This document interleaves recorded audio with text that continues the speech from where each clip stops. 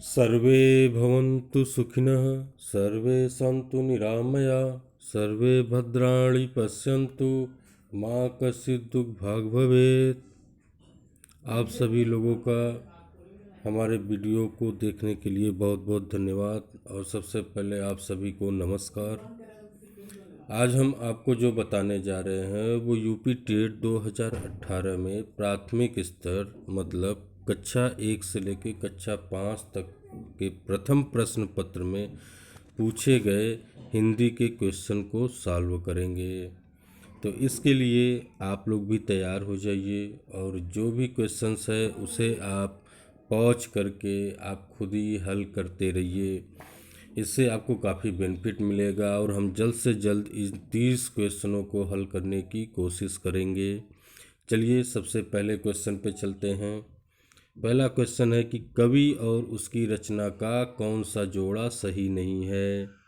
पहला है शिवराज भूषण, शब्द रसायन देव, परिमल सूर्यकांत त्रिपाठी निराला, उद्धव शतक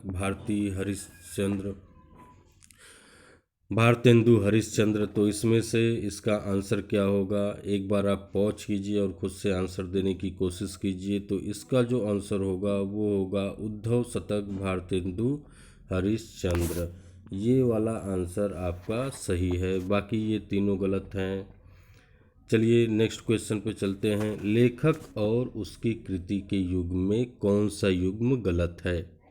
पहला है बोल्गा से गंगा राहुल सांकृत्यायन, सूरज का सातवां घोड़ा धर्मवीर भारती, आर्यों का आदि देश डॉक्टर संपूर्णानंद, देग दिग्दर्शन रामचंद्र शुक्ल। तो इसमें से कौन सा आंसर सही है, तो आंसर सही है बी, दिग्दर्शन रामचंद्र शुक्ल।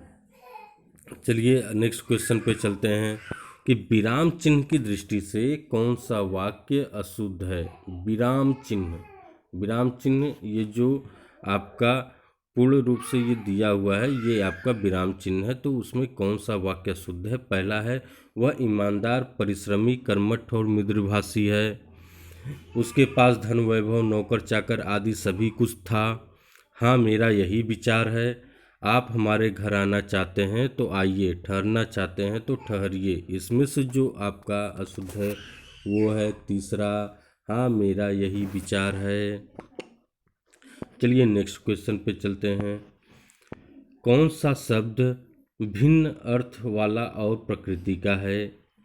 कौन सा शब्द भिन्न अर्थ और प्रकृति का है। चिरंतन, शाश्वत, सनातन, अधुनापत। तो यहाँ पे जो है अधुनापत जो है वो आपका जो है कि भिन्न अर्थ और प्रकृति का है। चलिए नेक्स्ट क्वेश्चन पे चलते हैं। अवार्चिन शब्द का विलोम होगा। पहला है प्राचीन, दूसरा है अद्यतन, तीसरा है अधुनातन, चौथा है सनातन। तो इसका जो आंसर होगा वो है प्राचीन, मतलब अवार्चिन शब्द का विलोम जो है वो है प्राचीन। चलिए नेक्स्ट क्वेश्चन पे चलते हैं। नेक्स्ट क्वेश्चन आपका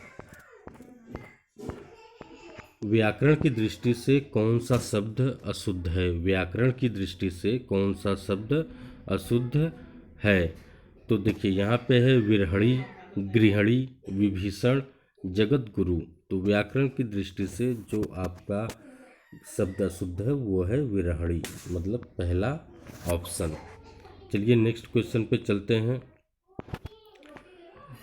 निम्न में से कौन सा युग्म गलत है। लुटिया डुबाना मतलब सारा काम चौपट होना, सब्ज बाग दिखलाना हरा भरा करना, मुट्ठी गरम करना मतलब रिश्वत देना, माई का लाल मतलब साहसी व्यक्ति। देखिए लुटिया डुबाना सारा काम चौपट होना सही है, मुट्ठी गरम करना रिश्वत देना ये भी सही है, माई का लाल साहसी व्यक्ति ये भी सही है, सब्ज बाग दिखलाना हरा भरा करना ये आपका वाक्य जो है ये गलत है। मतलब 37वां का जो आपका आंसर है वो है सब्ज बाग दिखाना हरा भरा करना। चलिए नेक्स्ट क्वेश्चन में चलते हैं। मेरी भव भादा हरो राधा नागरी सोय, जातन की झाई परय, श्याम हरित दुति होय। उपयुक्त दोहे में कौन सा अलंकार है? अन्योक्ति है, यमक है, श्लेष है या रूपक है? एक बार आप खुद से सोचिए। तो देखिए, इसमें जो है आपका श्लेष और रूपक दोनों अलंकार हैं। इसमें से आप कोई भी चिन्ह लगा सकते हैं कि इसमें से श्लेष भी सही है, रूपक भी सही है। किसी एक पर भी आप टिक कर देंगे तो वो आपका सही हो जाएगा। चलिए नेक्स्ट क्वेश्चन पे कर सकते हैं। गौशाला में कौन सा समास है? तत्पुरुष, दूसरा द्वंद्व, बहुव्रीहि, द्विगु। तो इसमें आपको बताना 39वें क्वेश्चन में कि गौशाला में कौन सा समास है। तो गौशाला में आपका तत्पुरुष समास है। चलिए नेक्स्ट क्वेश्चन चलते हैं। देशभक्ति में कौन सा समास है? देशभक्ति में कौन सा समास है?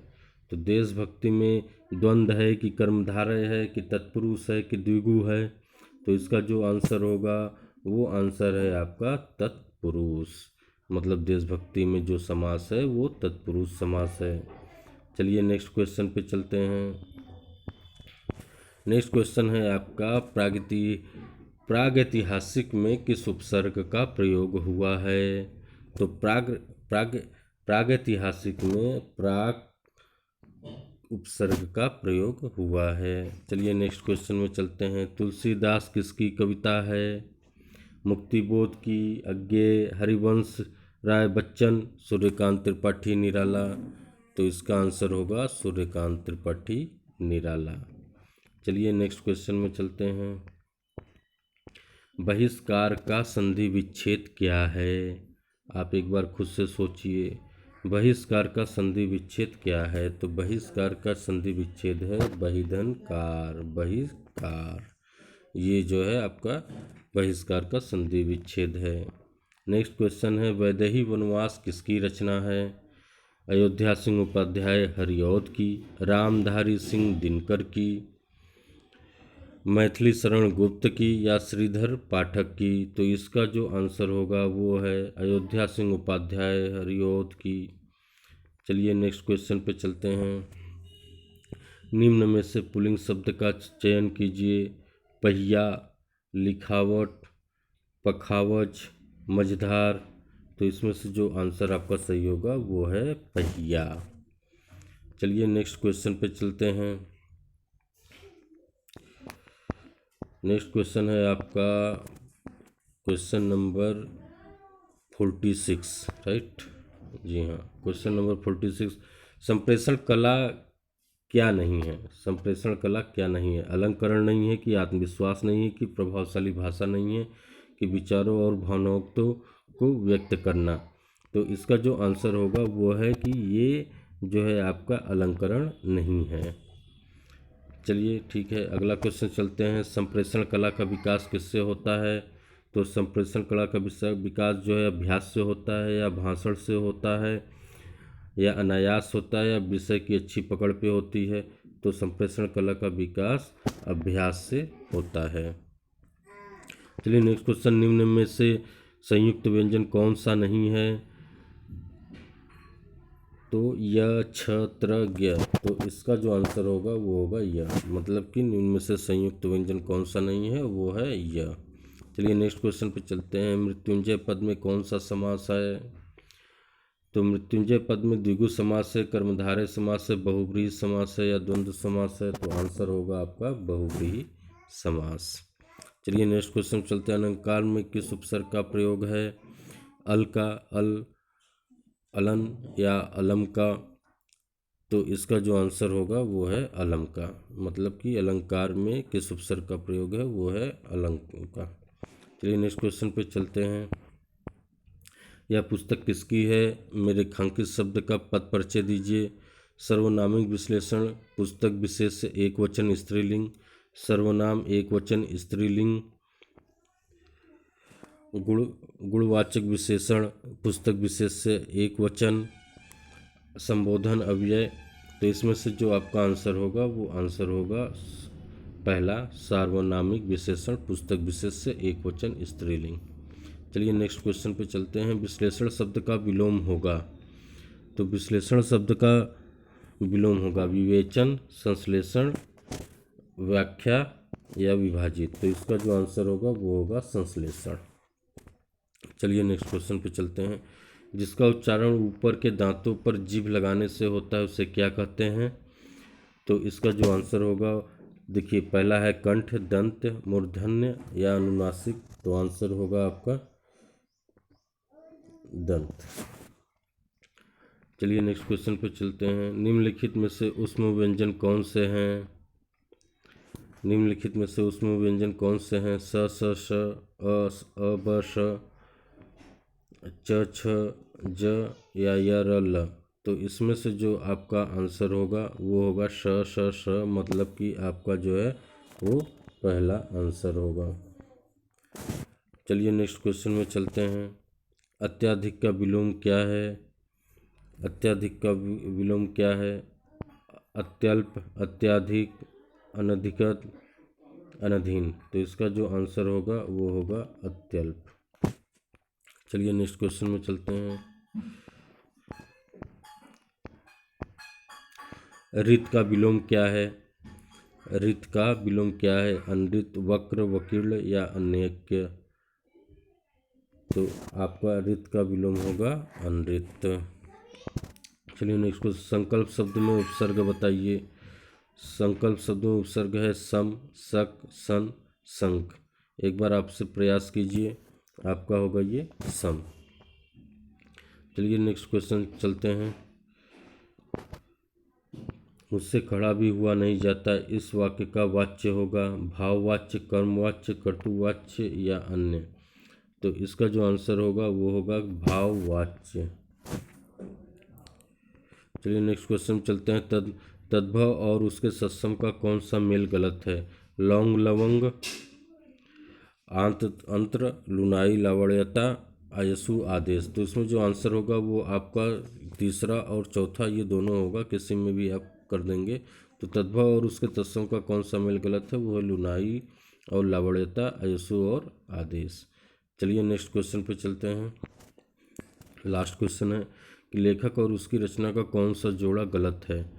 संस्कृत की 4 अध्याय रामधारी सिंह दिनकर, रसज्ञ रंजन आचार्य महावीर प्रसाद द्विवेदी, स्कंदगुप्त लक्ष्मी नारायण मिश्र, अशोक के फूल आचार्य हजारी प्रसाद द्विवेदी। तो इसमें से जो आंसर सही है वो है आपका स्कंदगुप्त लक्ष्मी नारायण मिश्र।